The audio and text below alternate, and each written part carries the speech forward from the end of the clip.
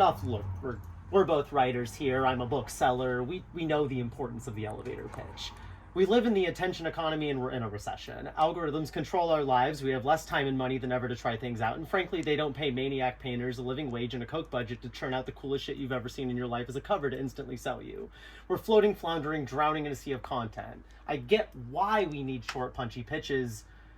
Here's the question. Fuck the elevator pitch. And fuck the paragraph pitch too, including the one I wrote for this book.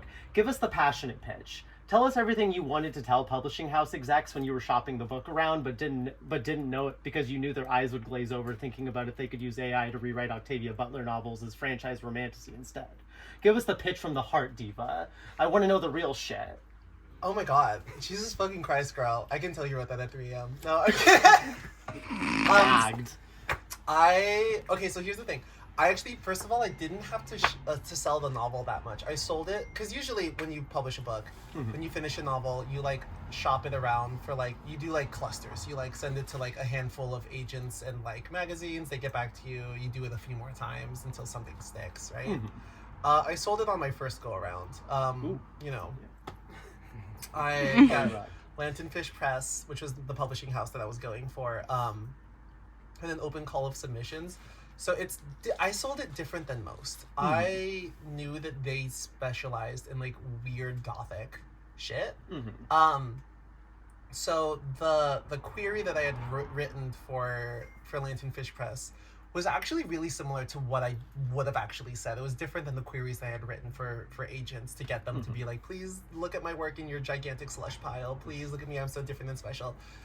The one I had sent to Lanternfish Press, I remember my editor said this was what got me to actually read your submission first, was that I had described it as it is a Bronte novel meets A Girl Walks Home Alone at Night. Hell yeah. With a Sergio Leone flair, which if anyone's familiar with that spaghetti western director, it's very like tongue-in-cheek and like one of my favorite like type of western films. He did Once Upon a Time in the West, and like his Ennio Morricone like scores were like what I listened to a lot of the sections of this book, which is very again tongue-in-cheek type of horror. So I sold it as that, and that's what got my editor to be like, what the fuck is that? And apparently that's what she used to pitch it to the acquisitions meeting with the rest of the publishing house, was that she'd said that it was bonkers bananas in my pitch of it being again a Bronte novel with a Girl Walks Home Alone at Night flair, because that is a very specific film. And honestly, I'm just lucky that she caught the reference. Since then I've learned that if an agent or editor or reader doesn't get that bit, like if it's too niche, they just won't care. And I dare say it was, but it just happened to hit the right person. Yeah, absolutely. But yeah, what is the like from the heart pitch? Like, because look, again, like we both know. You're like, cut the shit, Mara. Yeah, cut the shit. Like we both know that, like, you know, you got to be like, it's like this thing, if this thing, or like, yeah, you know, and that's beautiful. I like it. I do that all the time. You do that all the time. We have to do that all the time. Yes. But like, if you just like had the time and the floor to be like, fuck you, this is the heart of the thing. I'm cutting it from my chest and presenting it to you. What is that? Cutting it from your chest and displaying a heart the way that the deeply patriarchal, like, Triple Alliance Mexica Tenochtitlan society would do to their sacrifices, and pulling out a pumping, bleeding heart. No, for this, it was spite. It was just, like, a lot of, like, I'm not gonna spoil the ending, but I was really upset at a scene in the season 8 finale of Game of Thrones where Jon Snow was supposed to fight an undead giant monster. And I kind of had a moment of like, God damn it, someone's gonna have to do it themselves and it's gonna be me. So essentially the book was like my personal pitch of it. I'm trying to retch it out and manifest it now. Do you know how long it's fucking been since I had to pitch this fucking book? Oh yeah. I'm trying to like remember all of this, but it was probably I would say I'm like building momentum here. From the heart, it would have just been like, I'm gonna write a deeply like queer and messy and like sexy, like indigenous Latine like vampire shit that's gonna make you like fucking hate cops by the end of it. It was Hell like, yeah. Fuck cops, fuck ICE, and fuck everyone who hasn't supported like queerness in the past. And this is like these are the terrible things we've done since, and we should not be held culpable. In fact, you should be. Yeah. Is kind of what this is getting at, which is why I love all like my morally complex and great characters for this story. I hope that worked. Fucking, I'm gonna take a shot of this. No, that was great. That was great. Thank you, Diva. My decaf coffee. You had your caffeinated one earlier. Thank you. Yeah. All right, you ready for the next question? Yes. Okay, this is probably the least off the rails question. I think I asked it to you earlier. You wrote and sold Sundown and Santanuela at a very different point in your life than you are now. Yep. I didn't have tits back then. I know. That came out a little differently than I meant. I know, yeah. Look, I met you before the estrogen, the tits. You know, I met you before. No, you didn't. Yes, I did. Yeah, you did. Yeah, I did, Diva. Yeah. I remember 2023. You came in. You were like, "Where's 20th Century Men?" And I was like, "Oh, thank God, someone else is fucking reading that book." Yeah, and that made me trans. Actually, 20th Century Men. God, if that book made you trans, it'd be fucking crazy. That'd be crazy. That'd be You guys should read 20th Century Men.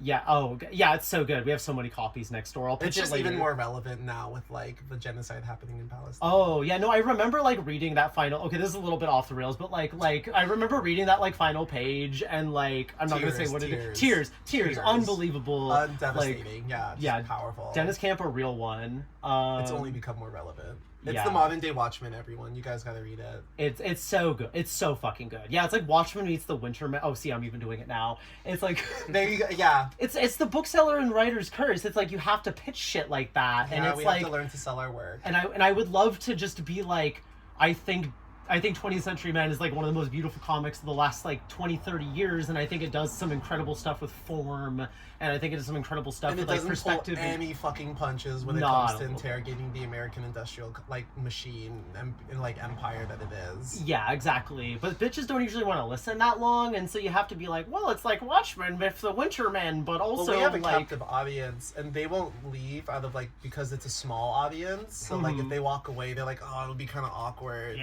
Yeah, these people who definitely don't know us. They're stuck here. Yeah. Yeah, we've got them at gunpoint. You can't see it on camera, but there are actually multiple snipers on these people we definitely don't know. Definitely. Hey, no better than OPD.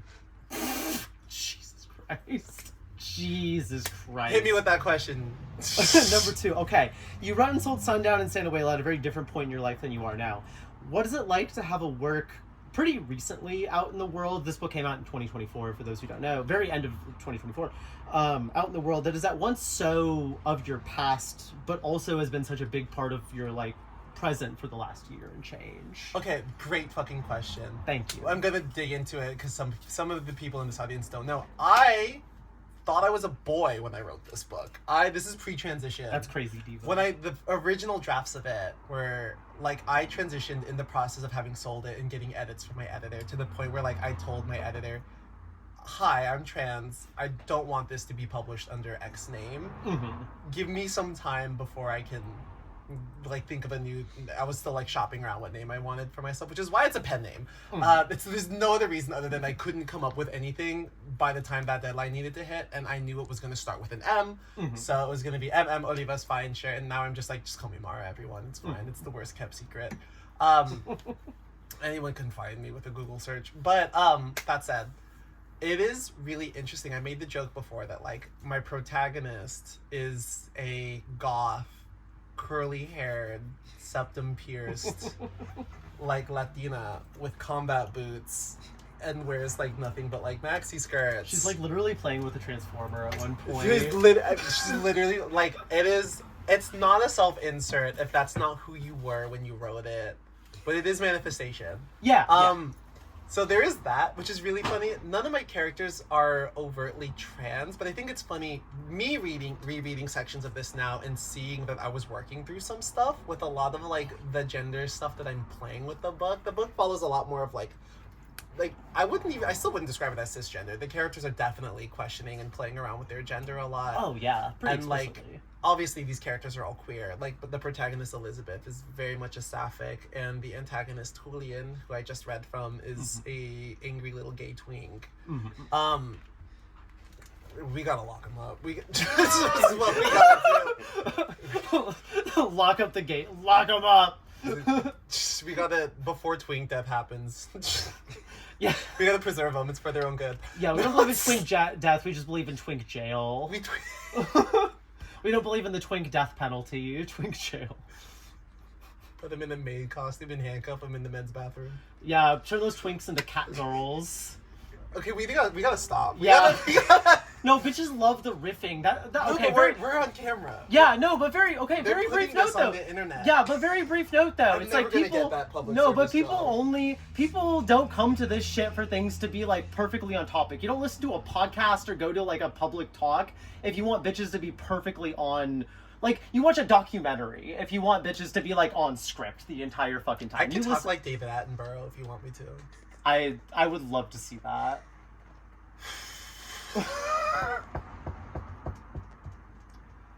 Oh, we see here. But no, I'm not doing that. Okay. Can I bum a cigarette? Yeah. No, don't do that to me. Maura, I'm not your mom. If you want a cigarette, I'll give you a cigarette. You can be mommy.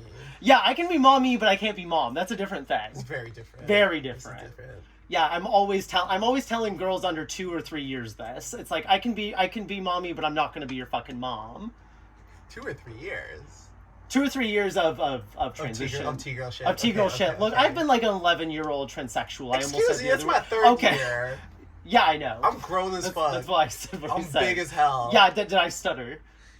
Hey, Anyway, ask your question. We have gone so far off the rails. Ask your question. Yeah, you wrote and sold Sundown. This is question 2, Jesus. Different point in your life. Was it Right, like that's that what was the question. Yeah. So I was very much a different person. We gotta be serious. Yeah, let's be so serious. But it's not funny, is it? No, it's serious. I wrote this like when I was figuring a lot of shit out. I was very much in my own Bildungsroman of my own like coming of age shit. When I was, they want you to call it that in grad school. But I was an undergrad when I wrote it, and I was working with my mentor and like writing mom, Dr. Noel Hopkinson, who is one of the greatest living writers right now, a brilliant Afrofuturist, and even better professor. Hell yeah. If you could believe it. She's just amazing. I worked really close to her on this early draft, and she kind of gave me a lot of the permission that I didn't know I needed when I was an early author, of like, you don't have to follow correct grammar, you can write in the spoken word style. Don't ask permission if you can change point of view halfway through a chapter. Just fucking do it and own it. Like, she gave me so much of that and guidance in the first draft of this book, that in writing it was how I kind of sculpted, the first draft at least, how I sculpted this very unique queer like again Chicana voice that I really wanted to like stake my place in, and that like I wanted to write again about my own culture's myths, because there was just a severe lack of that in like the world, and I knew I wanted to do that, and I was again figuring out my own gender and sexuality at the time, and I wanted to use my characters to do that. And I am a first gen and living in diaspora, and I hear all of the stories about like my mother growing up to Mexico. I used to visit Mexico a lot and go to my mother's hometown, and all of that kind of distilled together to make the book what it was. But I wasn't a good writer, is the thing, was that I think I was a decent writer, as decent as a 22-year-old who just graduated undergrad could be. And I had just gotten into Clarion that year as well, and my Clarion, if anyone who's unfamiliar with Clarion, it's a 6-week intensive writing workshop for speculative fiction, and a lot of really big sci-fi writers came from there, like Ted Chiang, Carmen Maria Machado, Octavia Butler. A lot of really big science fiction writers came from there, or like would teach there, and I was like, able to attend because I got a scholarship from George R.R. Martin. I know, Daddy Martin.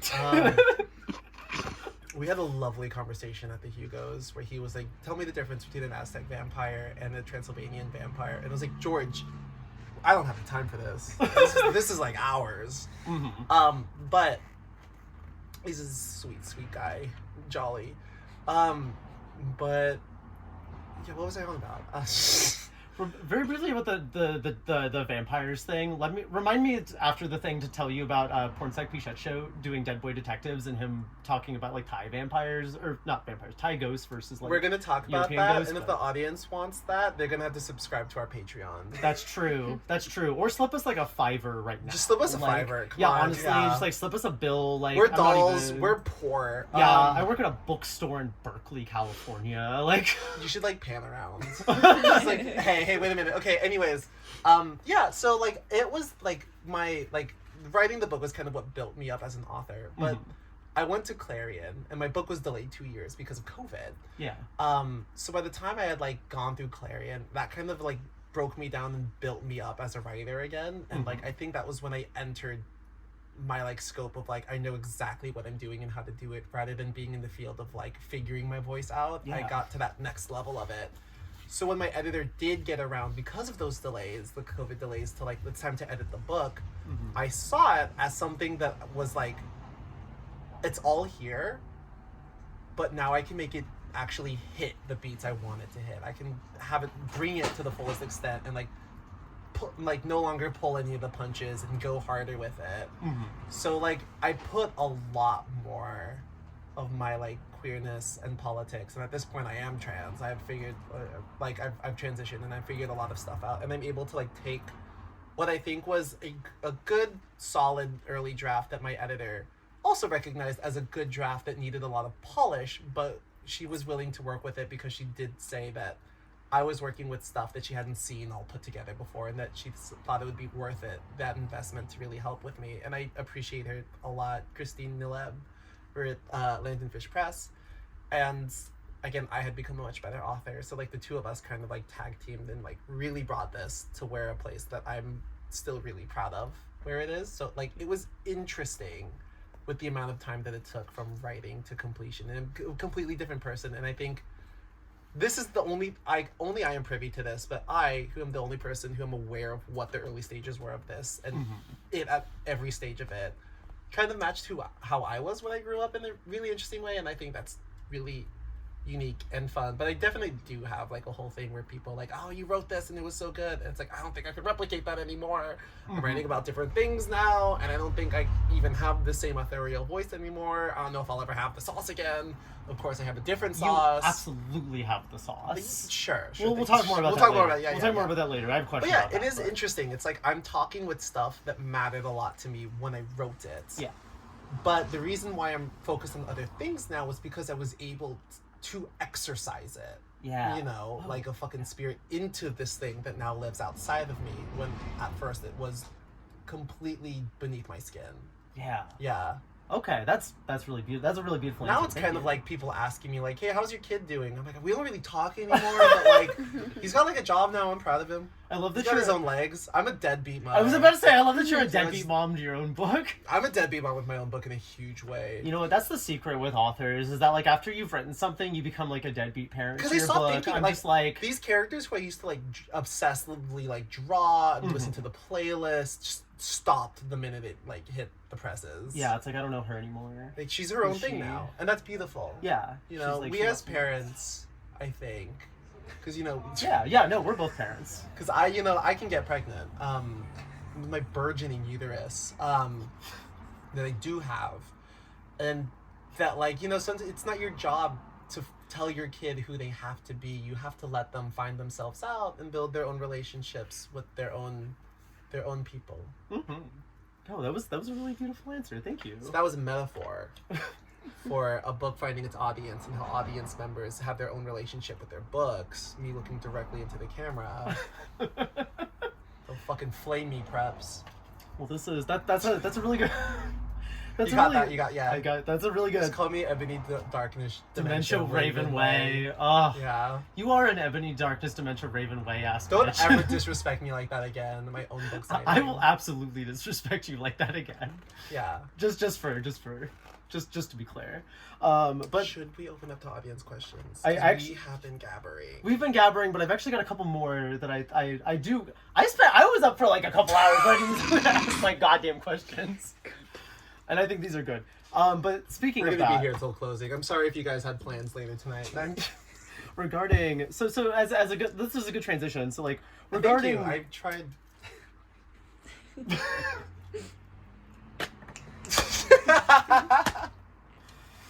Progesterone is crazy. Progesterone does go crazy. Look, like 2014. You grew those. I did grow. I actually also got a bunch of silicone in there. I also got some. I also got some blood in there, but that's a different story. Hot. You need to write that story. Hot. I will write that story. Anyway, okay. So on to question 3. Regarding genre and the arc of your work over the years, you've been gradually, I don't know if shifting is exactly the right word, but you've been transforming, transitioning even from kind of the optimism and empowerment of Chicana futurism, because I remember you telling me that like Chicana futurism was kind of like the basis for your work for a long time. I mean, of course, yeah. And that you've been kind of like arcing towards horror, where empowerment is like increasingly scarce. And so, like, knowing your work as I do, like, Sundown and Santahuela feels very much like a bridge between, like, Tezcatlipoca and Sangronis, or even more so, like, Tummy Aches and the book that you're currently working on. These are my short stories for people who might not be familiar. Yeah, well, these are short stories that will be out late next year, early... Yeah, my short story collection comes out in 2027. A lot of the works are either already published or forthcoming. But yeah, a lot of these pieces are... people might be familiar with, or they'll all be in the collection next year. Yeah, and they're all increasingly like nasty pieces. Like this book is like horror a little bit, but it's like definitely more like a like dark fantasy spaghetti western kind of thing, whereas it's cheeky, whereas and so you would say the same thing about like Tezcatlipoca. That one. Tezcatlipoca is far more like Chicana futurist. Yeah. Whereas you get to like Sangronas, or especially like Tummy Aches, which is so fucking good. Tummy Aches is the exclusive story for my short story collection, which is called Sangodonas and Other Things with Teeth. Tummy Aches is not available anywhere else, but you got to read that early. Oh, it's so good. It's so gas. Y'all are not fucking ready for that. Tummy Aches. But Tummy Aches, and then I don't know if you've got like a title or even how much you can actually talk about the next novel, but the point is that work is a lot nastier. And I just kind of want the question was like, can you speak more on the shift between like Chicana futurism's like imagining a better future and the work of horror, which is like more often than not like grappling with increasingly hideous present? Yes. For one, I think it's fascinating. It's interesting that we're gonna cut to the chase. The world is increasingly shitty, and it's become a lot harder for me to think about things and beyond just like we gotta get our fucking shit together. Yeah. But I think there's ways in which like futurism can either be an avenue to explore possibility and future, and it's why a lot of my early work, I think, I wanted to look at the things worth surviving for and aiming towards. These days I struggle to be optimistic. However, I think a Latina experience, a queer experience, is a horrific experience, right? And just like the things that we have normalized in our daily lives to like a completely unfamiliarized group of people would see that as horror. Yeah. You know, like fucking we are basically landlocked and can't really travel in and out of a country without a certain amount of hoops having to be drawn, and I can't travel to Florida. Yeah. I was invited to go to ICFA, the speculative fiction like sci-fi convention in Florida. I can't go there. Yeah, no, my mom lives in Florida, and I'm like, I can't do that. No. And it's like that is just like horrific. Like in Sundown and Santahuela itself, the main villains of the book, while yes, there are Aztec vampires and deities and stuff, like as the novel progresses, I hope that people realize that the real villains in this book are the police and ICE agents that like dog the narrative at every turn and push these characters into increasingly like stressful and like desperate situations. And that's not speculative. That is just what we have to fucking deal with. And I have found that like my version of Chicana futurism has been one where I look at the ways in which the Latina community is still grappling with its machismo and its like queer phobia and its like devoutness to an incredibly toxic interpretation of Catholicism, despite how like goth and cool as fuck Catholic aesthetics are. It is unfortunately really bad. As most organized religion has the potential to be. And I think a lot of my work now has been, if we don't get our own shit together, you know, we're just gonna keep circling this drain even long into our future. And I'm using the speculative now to highlight that drain and kind of show that. And I think because things are getting bleaker, it's been more cathartic for me. I know a lot of authors would rather, like, to combat the bleakness of reality, will write a really, like, fuck you, I'm gonna write just, like, a really, like, uplifting and, like, story of endurance. To me, that doesn't hit. I think for me that, and the endurance comes through when something is bleak, because I need, it's art. It's like Mike Mignola work. It's like, to get your highlights, you have to have a lot of overwhelming dark shadow. And for those small glimmers to cut through the way they need to cut through. So I've been just, like, my work has been getting nastier and grislier, and I've found that, like, once I get those ideas and I think maybe I should pull away from this because this might be too much, I find that I'm being dishonest with myself. It is once the idea has entered my mind, I can't pull that punch, or else I'm being dishonest with the work. Yeah, absolutely. No, I feel like that's where it wants to go. It wants to be that nasty. Absolutely, yeah. No, I feel really similarly, like, with my own work, and kind of being like, let's all be honest here. Like, we live in this, like, fundamentally irredeemable society that, like, under the neoliberal order, likes to tell very specific lies about itself to, like, and then so, like, and the ways that the kind of, like, fucked up shit that we write, like, kind of speaks. There's some kind of catharsis and truth in, like, being like, let's just be fucking real for a second, like.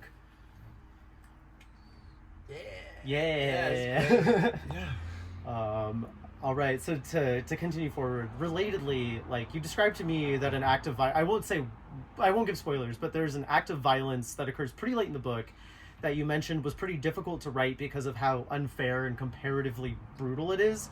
There's a lot of violence in the book, but it's either happening to characters who deserve to get their shit rocked permanent style, like cops and like cops and ice agents. Make them past tense.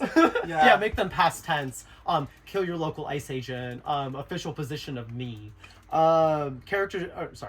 It is either happening to characters who deserve to get their shit rocked, characters who are directly involved in the plot and so thus kind of like, you know, like they're wrapped up in the plot, or bit player victims of genre convention and circumstance, i.e. ritual sacrifice, vampire feedings, etc. But God forbid a girl have hobbies. God forbid a girl have hobbies. But the character who gets hurt is innocent and a bystander and suffers perhaps the most horribly. Could you speak on that difficulty at the time and what it's like to write that kind of violence as your work arcs meaner towards meaner, nastier horror? For one, I knew she needed to die. Because I knew it needed to be unfair. I understand it could be cathartic to write bad people getting their comeuppance because it's fiction and you're not actually hurting anyone. But I do think bad people in real life, like ice agents, should be tried at the Hague and hanged for crimes against humanity. Hell yeah. That said, because you know, they don't give a fuck if they're gonna shoot another person at a car point blank. Yeah, they did today. As we are having this, they're literally actively getting. Yeah, when I wrote Sanguinones too, when I was like, ice agents are going door to door, I was like, look, give it a minute. And now here it is, no longer speculative. Yeah, a minute has been given. But that said, horror, I'm gonna quote Gretchen Felker Martin, who is again one of my fucking favorite authors ever, and she knows it. As she should. I had a moment where I embarrassed myself in front of her. Was stoned out of my mind at the Bram Stoker Awards at Hamstrokers. Hamstroker. Hardly know her. That said, you don't have to. That I think, Gretchen had said that, like, horror is by nature unfair because our lived experiences are also unfair. And to me, that's the real part of the narrative I needed to put in to keep the stakes the way they were, to remind people that this isn't just a fun fantasy romp, that people who don't deserve it are gonna get hurt. And like I said, once I knew that this character was going to go, I couldn't pull away from it. And it was one of the hardest scenes I had to write for that book, was having this certain character experience the violence that they experienced the way they experienced it. Because I knew if I didn't do it, it would be dishonest. It would be dishonest not only to my own work and my authorial voice, but to the reality that shit like that happens to people like that, and it needed to be on display. And discomfort and the getting upset is, you know, that's the intention of that scene. Yeah. Even to me, where, again, when I'm writing, I feel like the moments I enjoy the most when I feel like I'm the first reader of my own work, when I feel like it is telling me stuff. And that's when I am most excited about my own work, when I'm learning from it. And that was something I didn't like learning, was going, oh, fuck. Yeah. And whenever I find that, it's always something that, like, is something you have to grapple with and, like, how to deal with. And yeah, there's definitely a lot more of that in my upcoming projects. There's definitely a lot more, I see where this is going and we're gonna have to go there. Yeah, absolutely. And when writing those scenes, it does take a certain amount of, like, tact and respect and time and to, like, get it right. And that's its own conversation of itself. But yeah, no, I'm glad that you brought up that Gretchen Folker Martin quote, because I remember being, when she said that in like 2019 or 2020, when people were complaining about Manhunt, yeah, when people were complaining about Manhunt, and she said, yeah, like, horror is inherently unfair, and that was also a very eye-opening moment for me, and like and a pivotal moment in my work as well, of being like, okay, we got to get, like, nastier and meaner with it, and, like, let's be fucking real for a second. And if you don't want to write that, don't write horror. Yeah, you don't have to. You don't have to. You can write all kinds of things. Yeah, I'm not a cop. I hear romanticism is big right now. Not that I want to read it. Romanticism is big. Yeah, that's what I've heard. So if you know, I've tried writing it, and then next thing you know, like, someone eats someone.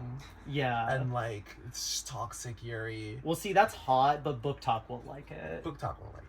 Yeah, Book Talk has problems if they see, like, Marty Supreme, and they're like, I can't believe... It's not Marty Regular. He's Marty Supreme! I can't believe that nasty little Weasley white boy did not do, like, good things. The movie didn't tell me that he was a bad guy.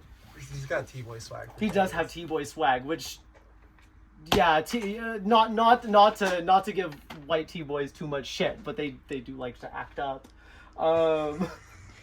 That was, never mind. I'm not gonna say that. Trans men are the men of the trans community. Trans men are the men of the trans community, and many such men are gonna get very angry at us about that. And you know what? Get good.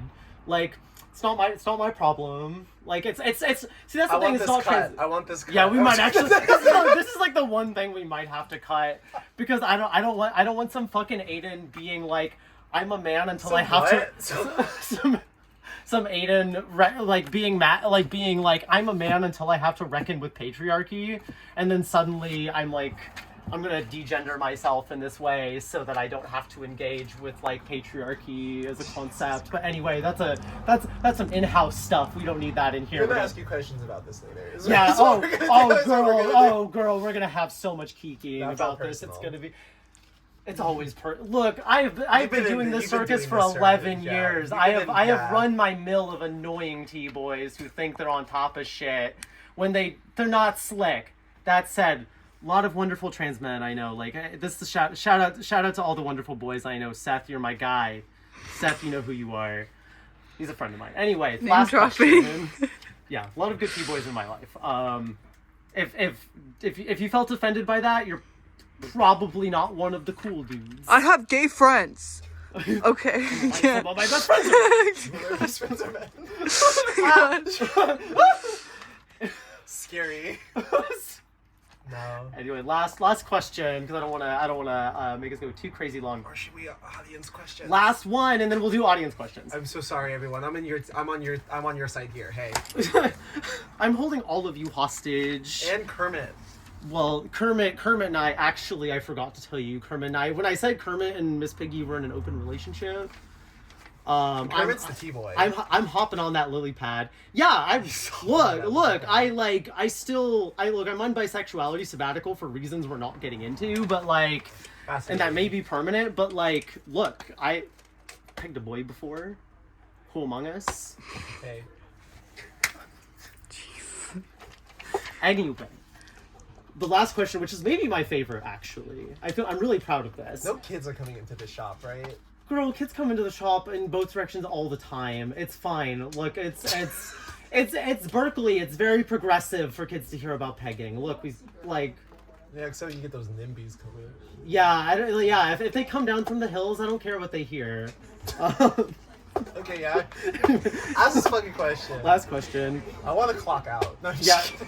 I'm the one who's on shift, bitch. You getting paid for this. You're welcome. That's true. Thank you, Diva. We would have done this off the clock. I would have done this off the clock. Okay, yeah. Don't tell me. Okay, last question, my favorite. Sundown in Sanahuela is one of at least 2 2024 novels, the other being River Solomon's similarly extraordinary model home. That's so good. It's so fucking good. And I'm also thanked in that, by the way. Not to humble brag, but... You're in the acknowledgements I'm in the acknowledgement. But you're their favorite artist's favorite artist. Oh, shit. I'm just thinking about Model Home again. Rivers is great. You should read it. But yeah. You should. Also, their Sorrowland and The Deep, also bangers from... Oh, yeah. If you like Octavia Butler, Sorrowland is the gassest shit I've ever read. Like, it has maybe my favorite sex scene in any book. Period. Maybe my favorite sex scene in, like... They have the sauce. They have the sauce. They have it. It is, like, unbelievably beautiful. I tell people about it all the time. I'm like, hey, can I tell you about this, like, sex scene from this book? like it's so beautiful. One of my writing friends, my great friend, Shingai Kagunda, whose novella beat mine in the Ignite Awards for Best Novella, beat out Sangodonas, which Shingai deserved. I knew it was going to happen. They were the one who put me on... Rivers The Deep. Hell yeah. Like, oh my god. And it's like a little novella. It's tight, it's mean, it's tender.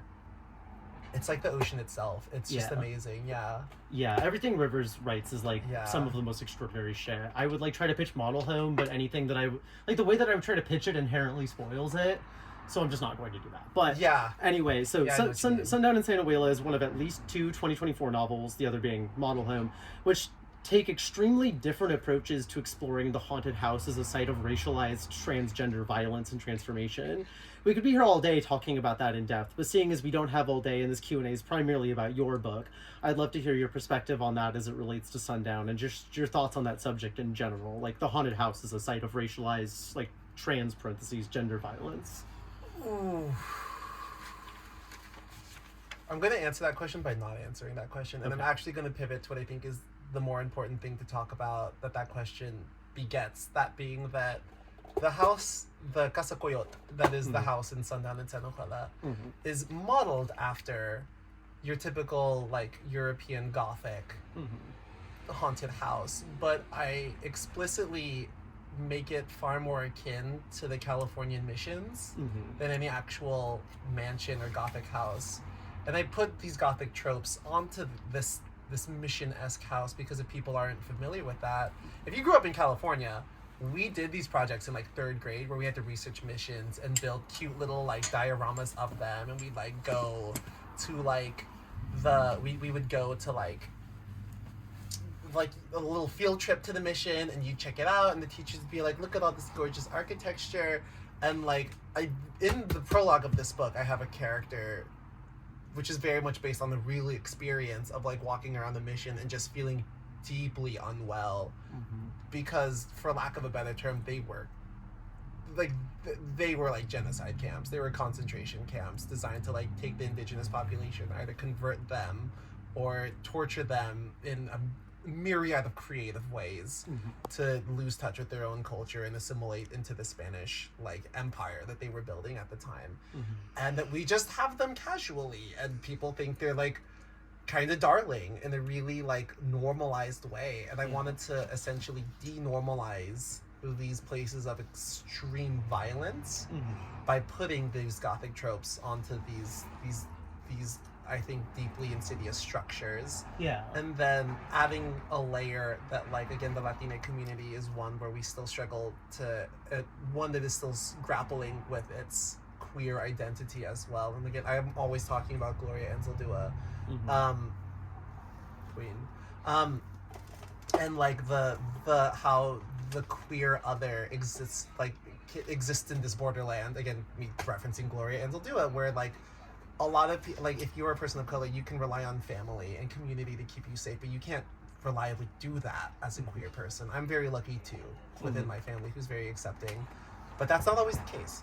And then I wanted to mimic that with what are we doing to our own people, as well as this this incredible violence that we have suffered. Are we then continuing to beget more incredible violence, you know, to each other? And that's why I choose to center this house as a just like representation of this generational barrage of just assimilate, like the inherent violence of assimilation. Yeah. Yeah. Yeah. The erasure of culture, not just indigenous culture, but queer culture. Mm-hmm. Yeah. Yeah, absolutely. Like the haunted house of our own cultures. And yeah, I think like I can't think of another, like I'm sure there is, but I can't think of another work that like kind of has these California missions as haunted houses. And like in contrast to like I know of a lot of Southern Gothic works that have like plantations as haunted houses. Yeah. Like, which is not to like, I mean, they both relied heavily on slave labor, notoriously. Exactly. Yeah, absolutely. And so no, like the way, I just think your book's really great. I lost track of what I was trying to say, but yeah. Thank you for answering that. Yeah, that your book is really beautiful. I think so is River Solomon's. I would love to see somebody like do a much more in-depth kind of analysis of your two books, like in that direction. Because like just for the tiny bit of brief context, like Rivers someone in a PhD. Come on, get that down. Any of you bitches have a PhD? Let's get on it. But hey, you said you're chronically academic. No one said that. I thought you didn't know this person. I didn't, but we had a talk at the start of the signing. I sent a copy of their book. Oh, wow. That's beautiful. Yeah. Oh, you're really connecting with fans today. I am. Not really. Oh! I'm sorry. Gagged. Oof. But for brief context, Model Home is like is in part like about a black family that like lives in like this like specific like white suburb in the South. Black affluent family. A black affluent, that's very important. A black affluent family that lives in a like white suburb in the South. Yeah. Like an all white suburb, like a gated all white suburb in the South. And so the contrast between that kind of house, this model home, and like the California mission. I would love having to see be a model minority. Having to be a model minority. I would love to see somebody write about that. It's not gonna be me. I'm a little too white to do that. But with any kind of look, I know who I am. But anyway, I think that's about what You're so brave for that. Stop. Do we have any audience questions? Do you guys want to get the fuck out of here? You there, young man, beautiful mustache. Oh, that's a beautiful mustache. It is a beautiful mustache. Beautiful. Yeah. It's a very basic ass question, but you mentioned earlier about your journey of finding your voice. I was wondering what advice you might have to someone who is still in the process of doing that. I like that question. I like that question because I'm also an educator. You know, I am currently teaching a class for a pocket MFA. I actually need to finish that syllabus. Which Gloria Indeldu is going to be on that. She always is. But for finding your own voice, I think for me, like the most important thing, and it's going to be a basic answer too, but it is genuinely like the most important thing that I was ever told, which is that you don't need permission to do anything. Mm-hmm. Like you really can just have your book switch point of view halfway through the book if you feel like it's necessary. And it's like oftentimes young writers will be like, can I write it like this? Yeah. Who are you gonna do? Who are you trying to impress? Like, I'm not a cop. You know, no, there's no writing cop here. I mean, there are, and unfortunately, they're employed within academia, which is even more of a reason to not listen to them. But like, genuinely, just like, art is first and foremost, of course, like an act of self-exploration before an act of finding an audience. And I think, again, we as people of all the communities that we come from, we're not fully living fully unique experiences. Of course, we all have part of the human condition, and we're all like, you know, feeling things and like experiencing stuff that might relate to others. And I feel like people worry that the more specific you get, the more you might lose an audience. I found the opposite to be true. Mm-hmm. The more specific you get at gesturing towards this own abstract feeling that you're trying to express, I think the more willing an audience member will be able to read that, pick it up, and make their own personal connection to that. And I think through that, that not even assimilating, but through that, like, that level of jumping to get your experience is akin to my experience. I think that's where like the magic of narrative comes from. Mm-hmm. And that all said, you can only write a book the way you write it, right? no, you're never gonna come up with an idea that didn't already exist as a manga or an anime, because they're already doing crazy shit. That's every time I'm like, I came up with a great idea, and one of my friends is like, oh yeah, that was in fucking Isaflone. I'm like, great, it's fucking great. Yeah, that robot. Yeah, yeah. Yeah. Robots. Okay, The concept. Hey, someone should write that down. That said, and like if you were feeling like it has to be written in this way, that my instincts are bringing me there, then that artistic choice is what's going to build your authorial voice, and that's what's going to make your piece. Like, there's no way to write something good, right? Like, there's no, like, I'm going to write this well, and by doing that, you're going to remove it of all of its sauce. Mm-hmm. At that point, you're just, like, making a dish that you don't want to offend anyone who can't handle any seasoning. Like, you want to put all the shit that you want to put in because someone will appreciate it and understand what you're trying to do. So, like, genuinely, like, again, like, we were talking about how, like, I have my wonderful friend Persephone, who has often told me that, like, you're pulling punches, you need to get sicker and nastier because that's where you want to go, and me feeling like, I don't know if I should do it. I often would wonder, like, is this offensive? Is this, like, not in good taste? And she'd look, well, yeah, but it's horror, so do it anyways. And, Yeah. and I'm like, you're right. And of course that does require a certain level of tact and, like, understanding of what you're working with, and you shouldn't ever approach anything flippantly. Mm-hmm. That said, if you do something with intention and because it feels correct to you, mm-hmm. It doesn't matter what it is, it's going to be good because it feels real, it's honest, and you're not failing yourself as a writer. Because if you're failing yourself, you're going to fail your readers. And that's, like, the biggest thing to me, is that, like, you don't need permission for a goddamn thing. Mm-hmm. I made up words. I misspelled shit. Fucking Jabberwocky. Someone made that shit up. Who knows who? You heard it here first, folks. Yeah, Someone made that Jabberwocky shit up. A Vorpal sword? Get out of here with that. Be so fucking for real right now. Is that in Webster's? I don't think so. I don't think so. I think it is now, actually. Oh, yeah.